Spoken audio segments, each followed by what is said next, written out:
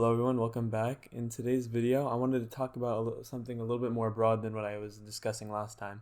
Last video, I was talking about how to get started with Python and why you should and shouldn't, but today I wanted to cover a more broad topic. So here is the Tonight Certified Programming Timeline.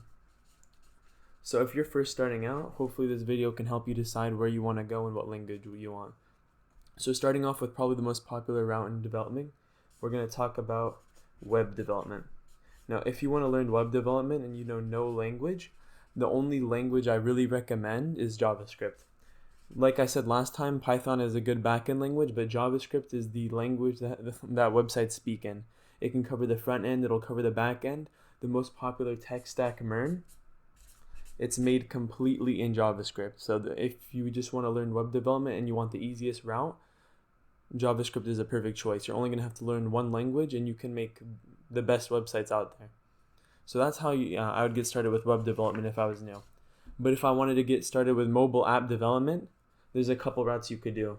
With mobile app development, how it works is that you could either code in the OS's native programming language, so you could do Swift for iPhones or iOS, or if you wanted to program for Android, you could do I think their native programming language is called Kotlin. So if you wanted to develop for those two, these are the two that you would program with. And if you wanted to only program with one coding language for both of them, Google made their own programming language called Dart that runs off the Flutter framework. So you could use this to program for both of them, but if you want the best performance, you'd probably be better off just programming with that, with the native languages. But to be honest, the speed difference is super not noticeable. So you're good with either or. And if you know JavaScript and you still want to code for apps, you can use React Native's library. So if you know the React library for web development, you can use React Native and start developing for mobile apps as well. So those are just some of the paths you could go with mobile app development. Now let's say you wanted to be a data scientist. There's only three main programming languages used in data science, but like we said last episode, the best one is probably going to be Python. Python is going to be the most popular programming language you're going to see in data science.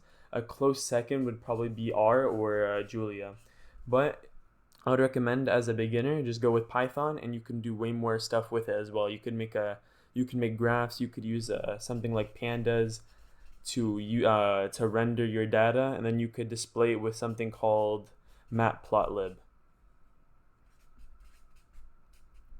So if you're going to learn data scientist, I'd recommend going with Python, or after you learn Python, maybe and you want to try out something new and you want to stick in the field, I'd recommend going to either R or Julia. Now, one of the most fun reasons to get into programming, the reason I got into it, is for game developing. Now, game developing, even though it sounds really fun, it's probably the hardest thing to develop. In programming, you have to worry about drawing, you're going to have to worry about programming, you're going to have to worry about story, you're going to have to worry about all these other things.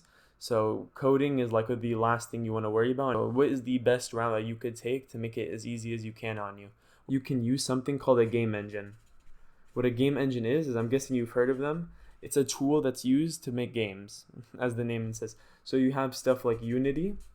Unity is the most popular one, but there's been a lot of trouble with it recently, and a lot of people have been switching out of it, but it's still a really good choice for game development, and they use the C# programming language. If you want to use Unreal Engine, which is the engine that made Fortnite, then you would use the C++ programming language, which is probably one of the hardest programming languages to learn as a beginner, so you probably wouldn't want to jump straight into Unreal. I would probably start with something more like Unity, or the next one I'm going to talk about, which is Godot.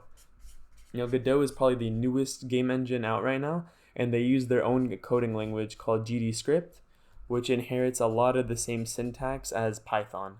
So if you wanted to get into game dev only, you're not worried about creating anything else, I would recommend going with Godot, as GDScript is probably one of the easiest languages to pick up for game development. Now, all these paths are different, and they're all going to need some common skills. One of those skills is going to be Git for version control. You're going to have to know how to use Git to control what version of your software is on, pushing new versions of your code out, and just making sure that, everything is in order. It's one of the only things like it out. There's no substitute for Git. You're going to have to use it regardless of where you go when you become a programmer. And now the last thing that you're going to need before you get into any type of developing is a good mindset. Now the last thing that you're going to need is a good mindset. Programming is one of the hardest things you can learn, but it's also one of the most rewarding things to learn. And in our current time, it's never been easier to learn how to code.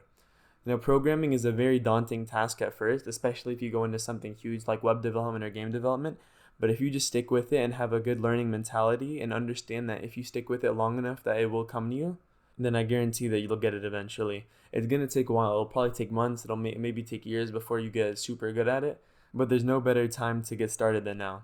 So if you guys enjoyed this video and want to see more like it in the future, please subscribe, like, and I'll see you in the next one.